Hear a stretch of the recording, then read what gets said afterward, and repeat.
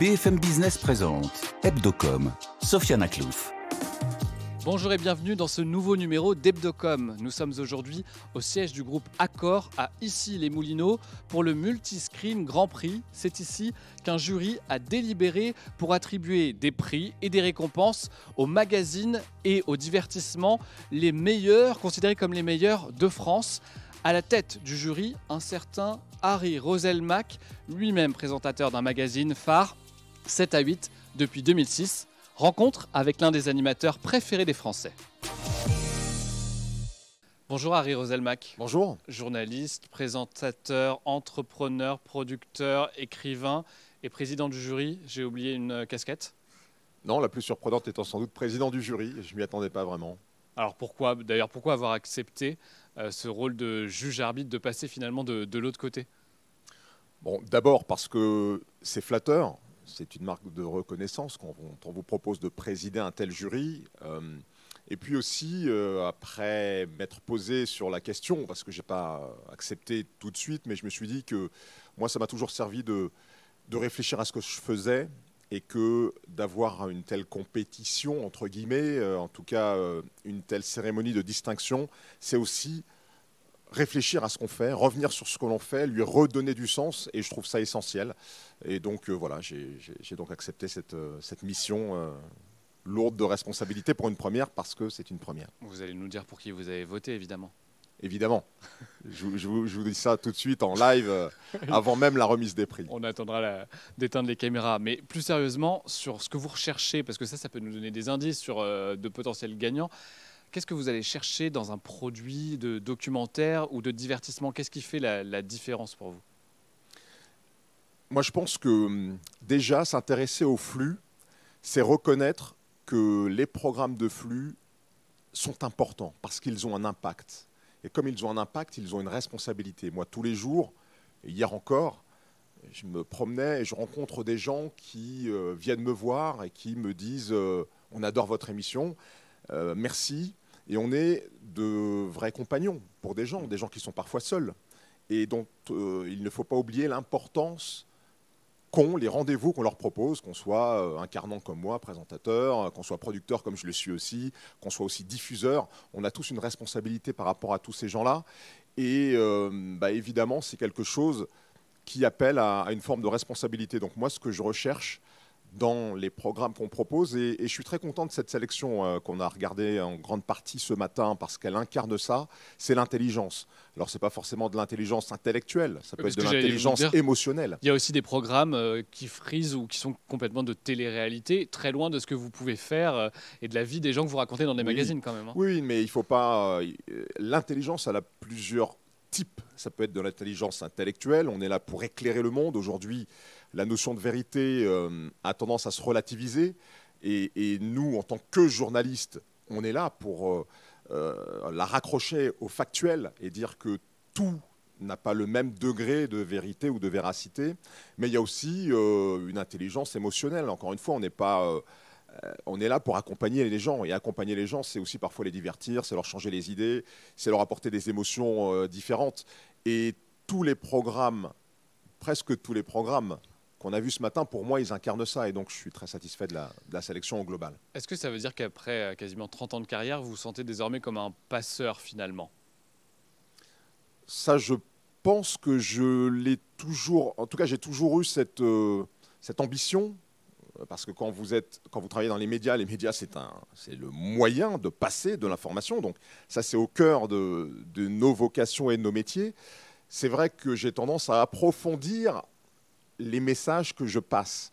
Ça, je le fais davantage par l'écriture que par la télévision. Je suis aussi auteur. J'ai eu la chance de publier plusieurs livres et j'écris depuis quelques années des essais de métaphysique. Donc on ne peut pas faire plus profond dans les messages à faire passer. Donc moi, ce qui me caractérise, c'est d'aller dans la profondeur. Ce qui est drôle d'ailleurs dans ma carrière, c'est que je suis passé de façon graduelle et assez logique du hot news, donc de cette information qui bouillonne, qui change tout le temps.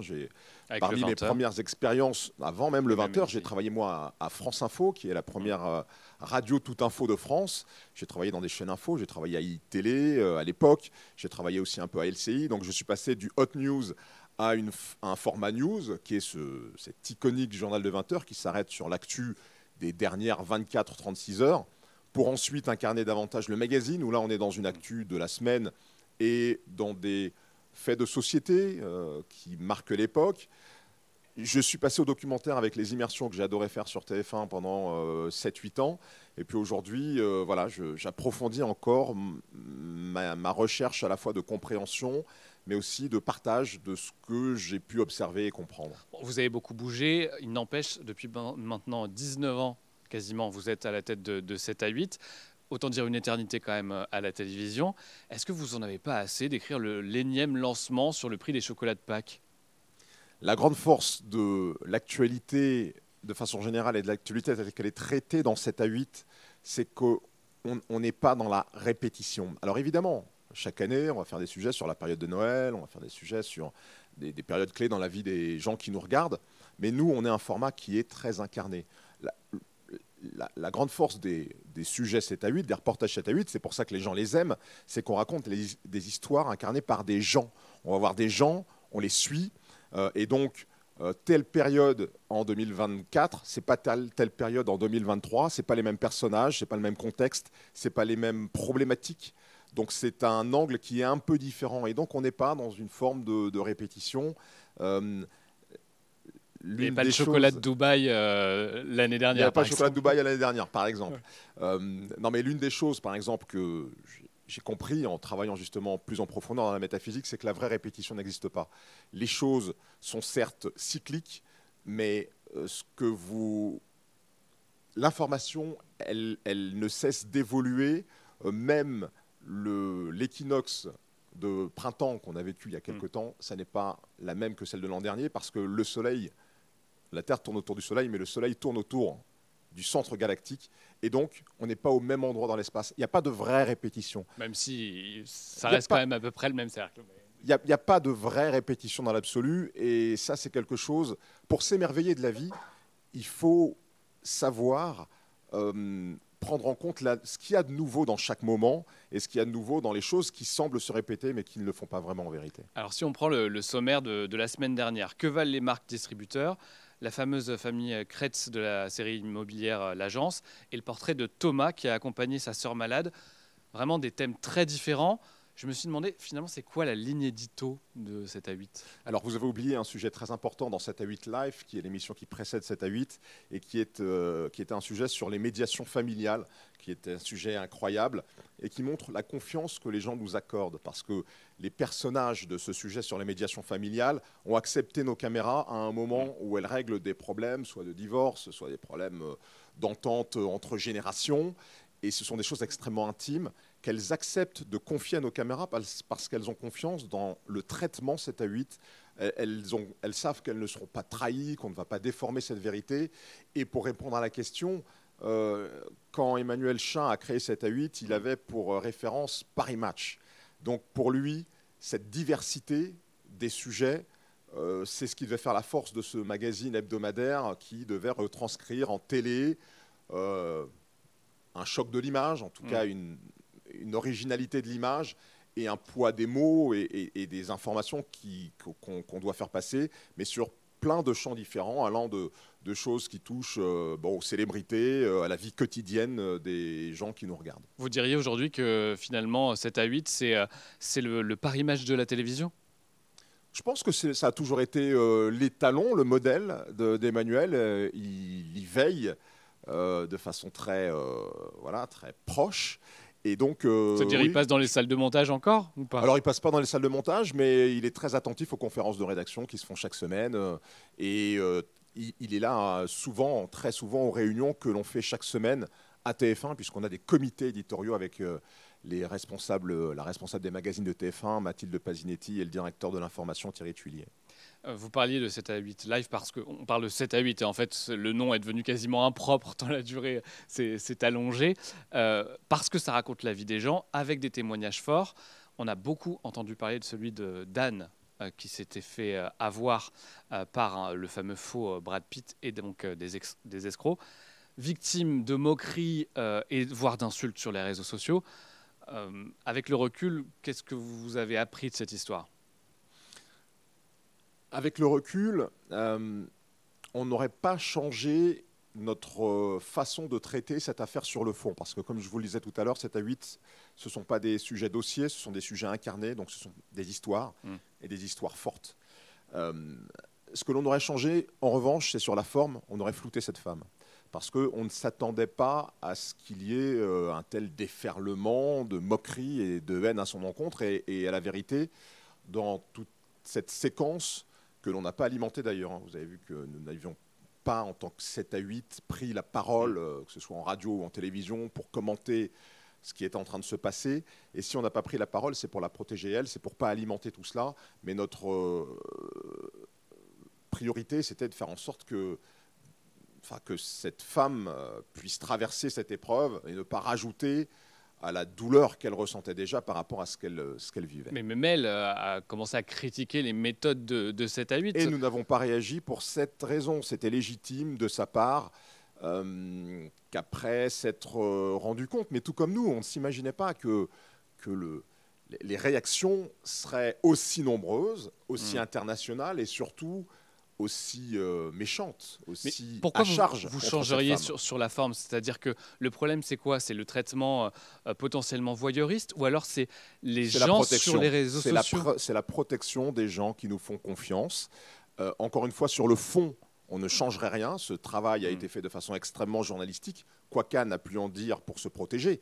Sur le fond, il n'y a rien à dire sur la façon dont ce sujet a été traité. Et si on devait le retraiter, on le retraiterait de la même manière. Maintenant, sur la forme, effectivement, on flouterait cette personne qui, même si elle est majeure, juridiquement, on n'a pas d'obligation de la flouter. Et c'est pour ça qu'on ne l'a pas fait. Parce qu'elle est majeure, vaccinée, elle était consciente de ce qu'elle disait. Nous, on a bien, et notre reporter nous l'a bien communiqué, cette femme n'a pas d'atteinte psychologique, psychiatrique qui pourrait justifier qu'on doive la protéger contre son gré. C'est une femme tout à fait normale qui s'est trouvée dans une situation de déficit affectif, d'emprise affective qui lui a fait faire des choses qui sont effectivement déraisonnables, mais on n'avait aucune raison de protéger cette femme contre son gré. Avec le recul, évidemment, et compte tenu des réactions, si on avait su, on l'aurait flouté. Parlons de votre groupe et de la chaîne TF1. L'un des changements va intervenir en mai, le 9 mai, parce que Jacques Legros présentera son dernier journal de 13 heures. Vous étiez candidat pour lui succéder? Vous savez fort bien, vous posez la question, mais vous savez fort bien que j'ai renoncé au journal de 20 heures depuis bien longtemps, depuis 2011, et que je l'ai fait sans regret aucun, ni au moment où j'ai pris cette décision, ni depuis. Et donc, Jacques a fait une super carrière, notamment à TF1, et c'est quelqu'un auquel le public est très attaché, mais je suis sûr que sa remplaçante rentrera, et elle est déjà rentrée en partie dans le cœur des téléspectateurs et téléspectatrices de TF1. Et donc, ce sont des changements qui marquent parce qu'ils sont assez rares. On ne change pas d'incarnant au journal de TF1, que ce soit 13h ou 20h, si souvent que ça.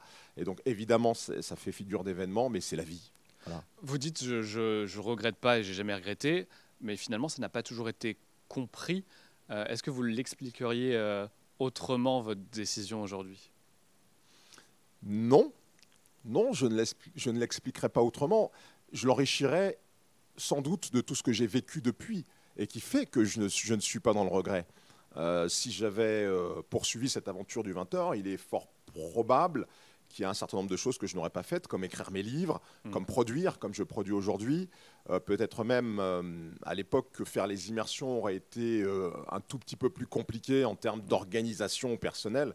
Et donc, non, vraiment aucun regret. Malgré tout, vous n'avez fait, entre guillemets, qu'un mandat. C'est très rare de dire, au bout de 5 ans, j'arrête. Est-ce que j'imagine qu'encore aujourd'hui, dans la rue, on vous en parle de ce journal? Vous savez, et c'est une école d'humilité, c'est que on n'est pas titulaire des rendez-vous que l'on incarne. Alors, on a cette responsabilité pendant un temps de les incarner, mais ils se poursuivent après nous et les gens continuent à être fidèles à ces rendez-vous-là. Et donc, on m'en parlait beaucoup 1 an, 2 ans après que j'eus décidé d'arrêter, mais 7 à 8 a très vite pris le relais.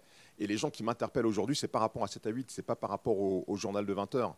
Et donc, c'est vrai qu'il y avait une dimension particulière parce que, étant le premier homme noir à présenter un tel rendez-vous d'information sur la chaîne leader, ça a eu un impact sociétal important. Et je pense que ceux qui ont le plus regretté cette décision, c'est les gens qui se sentaient représentés par moi dans cet exercice-là.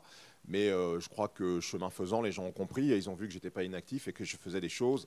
Et ces choses-là, je dois faire en sorte qu'elles comptent au moins autant que le journal de 20 heures. Mais 19 ans après, justement, est-ce que vous pensez qu'on a évolué, que les mentalités ont évolué? C'est vrai que quand vous êtes arrivé, les journaux titraient sur le premier homme noir à présenter le 20h sur la première chaîne d'Europe. Vous pensez que maintenant, c'est plus un sujet? Je pense que ça n'est plus autant un sujet, évidemment, et c'est tant mieux. Karine Bastrégis est régulièrement, ou a été, je ne sais plus si elle est encore, mais joker sur le JT de France 2. On a eu quelques figures incarnantes. Maintenant, le vrai sujet, c'est pas tellement les présentateurs et présentatrices, je pense. C'est plus la façon dont on montre les gens dans les reportages, être un peu moins dans des schémas stéréotypés montrer, quand on parle de la grippe, des médecins asiatiques, maghrébins, afro-descendants qui vous parlent de la grippe et qui ne parlent pas forcément de thématiques qui seraient liées à leurs origines. Mais ça, est-ce que ce n'est pas finalement votre casquette de producteur qui vous permet de le faire davantage que votre place, même si elle devait être rangée, et elle l'est toujours, de présentateur du 20h? Je pense que la place de présentateur du 20h, elle a un impact assez immédiat et assez massif, surtout quand vous êtes sur une chaîne comme TF1. Et ça permet effectivement d'ouvrir le champ des possibles. Et puis ensuite, ce champ des possibles, il faut l'investir de façon là aussi plus profonde, avec plus cette volonté de montrer le pays tel qu'il est et de ne pas verser dans des représentations qui sont stéréotypées. Encore une fois, on a un impact, on a une responsabilité. Je pense qu'il faut qu'on l'ait en tête, qu'on en ait conscience. Ce n'est pas toujours facile parce que quand vous êtes tous les jours dans la fabrication et dans l'exercice, quand vous arrivez à la conf de rédaction à 8h30 et qu'on vous dit pour le journal de 13h, il me faut un sujet sur la grippe, tu vas me trouver le médecin, on a tendance à appeler celui qu'on avait eu il y a 2 ans, qui avait été très bon, qu'on n'avait pas eu à remonter, un bon client. Et c'est pour ça qu'on a tendance à avoir toujours les mêmes. Donc c'est un effort, c'est pas facile, mais c'est quelque chose qu'il faut qu'on intègre à nos process, en fait, à nos façons de faire. Je me suis dit finalement, en vous entendant, ça veut dire que présenter le 13h ou le 20h, c'est pas le Graal, ou en tout cas ça ne l'est plus. Alors, à chacun de juger. C'est toujours quelque chose d'important, de responsabilisant, voire de grisant, ce qui peut être un danger, parce que quand on est grisé, parfois on fait des erreurs. Donc il faut éviter de tomber là-dedans. Donc non, on ne peut pas dire que c'est quelque chose de neutre, de banal. Ça n'est pas banal. Néanmoins, pour moi, ça n'a jamais été un aboutissement et c'est pour ça que j'ai pu y renoncer pour faire autre chose. En vous présentant, j'ai parlé d'entrepreneur. Est-ce que vous reprendriez ce mot à votre compte avec vos sociétés de production? Vous vous sentez entrepreneur aujourd'hui? Bien sûr. Je suis un entrepreneur. J'aime être entrepreneur parce que l'entrepreneuriat, ce qui m'intéresse, moi, c'est toujours dans tout ce que je fais, c'est l'humain. Et l'entrepreneuriat, c'est s'entourer d'humains pour faire des produits et des services pour des humains. Et donc, c'est au cœur de la relation humaine. C'est l'une des activités qui est au cœur de la relation humaine. Et relever ce genre de défis, trouver des solutions, concrétiser des envies et des choses que l'on a en tête, c'est quelque chose qui est éminemment humain et j'adore ça. Et puis les vendre aussi. Il y a bien un moment où il faut vendre des documentaires. Et puis les vendre aussi. Alors, c'est pas là où je suis le meilleur. C'est pour ça qu'on est plusieurs et qu'il faut faire les choses à plusieurs. Mais effectivement, oui, ça fait partie. Mais alors, qu'est-ce que vous vendez et à qui?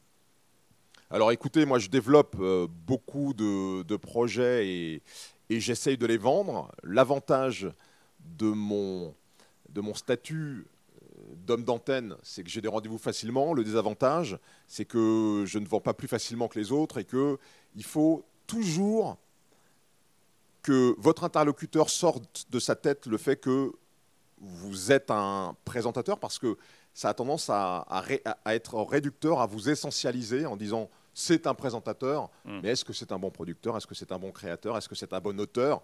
Et oui, aujourd'hui, c'est ce vers quoi je mets le plus d'énergie et ça commence effectivement à porter ses fruits. Est-ce qu'on se dit aussi, non, c'est le présentateur de 7 à 8 de TF1, en tant que groupe M6, je vais pas acheter son documentaire?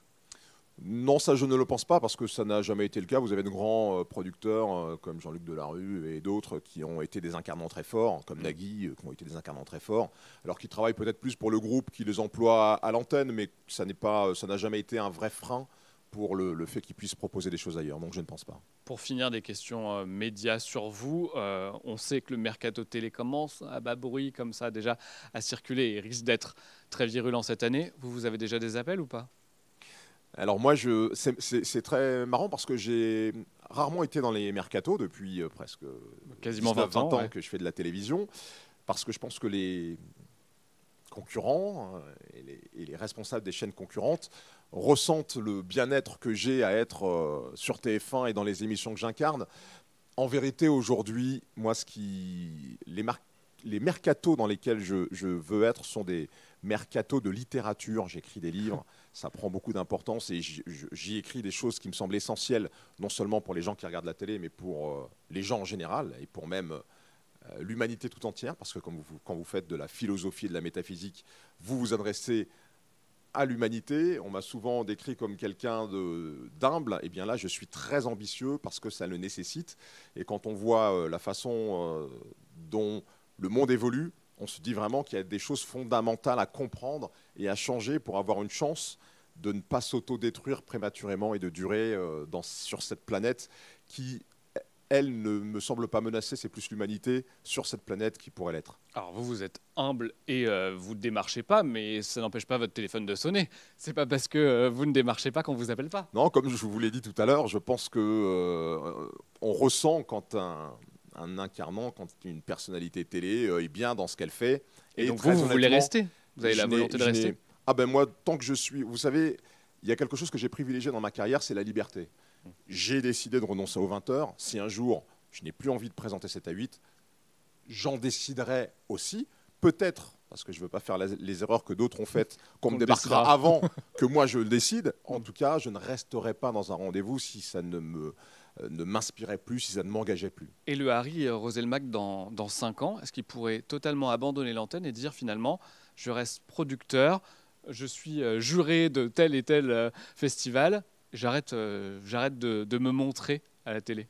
Oui, encore une fois, l'antenne n'a jamais été le moteur principal de ma vocation de journaliste. Moi, je suis devenu journaliste d'abord, d'ailleurs, en presse écrite et en radio, mais pour rencontrer les gens, pour essayer de les comprendre et pour essayer de faire émerger ce qui, à la fois, les lie, ce qui fait pot commun entre les gens dans notre société et ce qui fait leur différence, que l'on peut accepter dans la mesure de chacun et de la culture de chacun. Voilà. Merci d'avoir répondu aux questions de BFM Business. Merci à vous. Merci Harry Roselmack et à bientôt pour un nouveau numéro d'Hebdocom.